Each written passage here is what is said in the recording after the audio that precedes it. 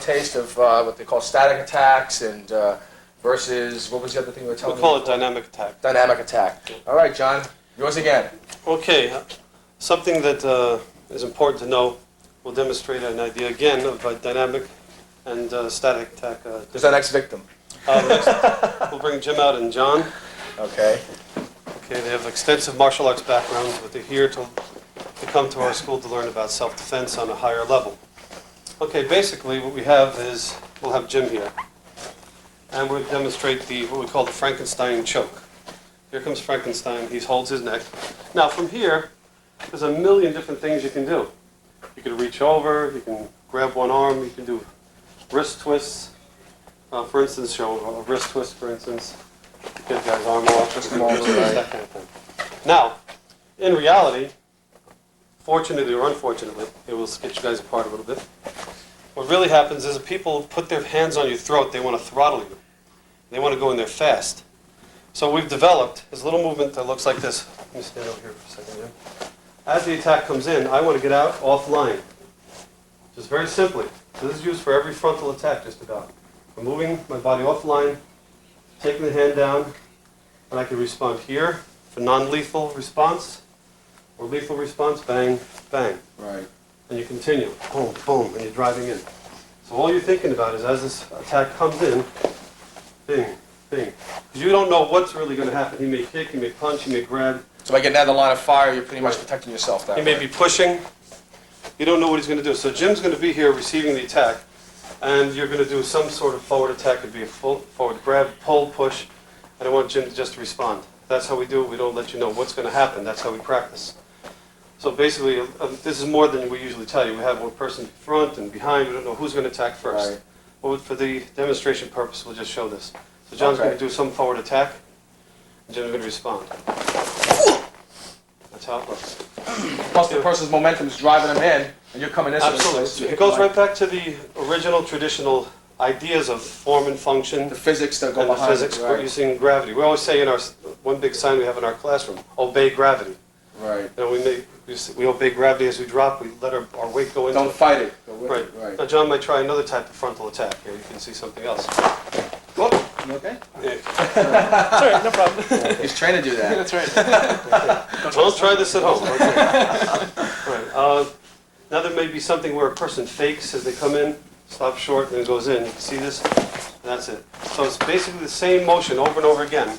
You have that stepping out, he's coming in, repelling, I'm in here again, constantly striking, just using simple motions. Exactly. If you were coming in an advanced situation, he comes in fast and hard. I can work this, use other techniques. Is it necessary? I don't know. For the situation, I guess, right. Yeah. If you're really trying to keep the guy controlled, and you might have another attacker, it might be that way. Or you might throw in a couple of strikes, high-speed moves, comes in, boom, you're in there fast, furiously, and then here's where those nice elbows come in for bone breaking, striking into the head, moving around your target. Right.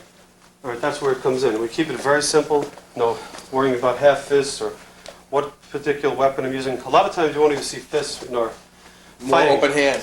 More open hand because it has less tendency to break your hand. Right. And also you'll feel more impact when you're using the open hand. So that's something they discovered.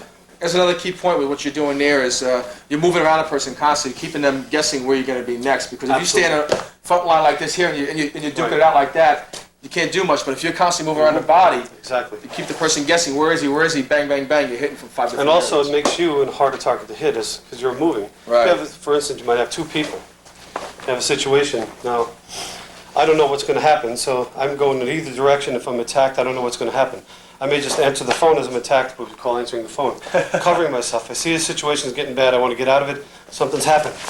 Move myself out, move the other Right. person in. You see this? That basic, pushing that arm in, keeping myself on balance, continuation. John's trying to find me, bang, he found me.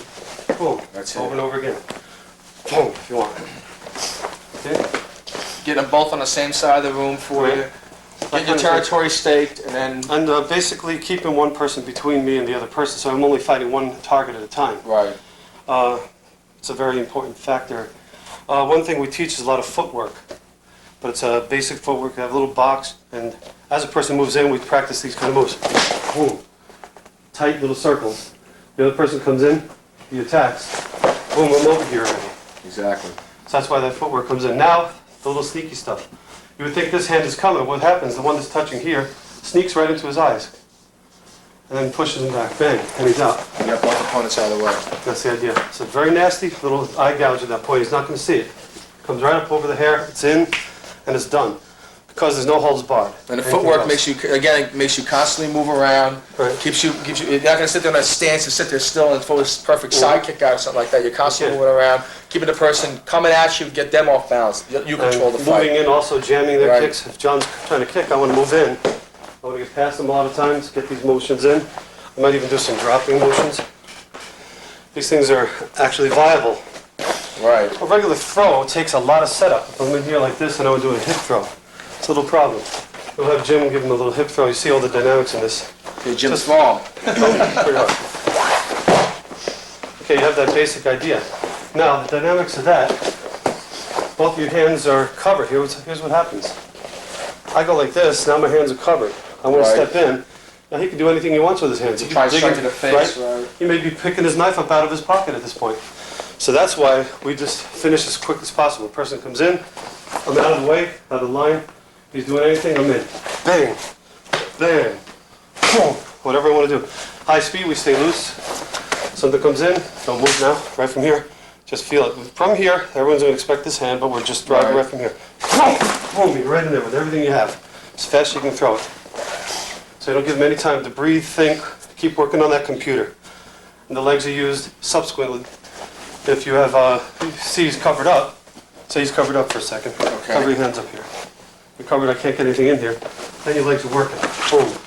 You work the legs only as targets, not so much for tripping, but for striking. Which is an important facet of martial arts, is that you're able to use all your tools, which is not just your feet and hands, which people think are the only thing you use, but you're using your elbows, using your knees, you're using your wrists, you're using your Absolutely. head. Right. I mean, using every part of your body as a weapon, as a tool to help get you to that particular exactly right. confrontation.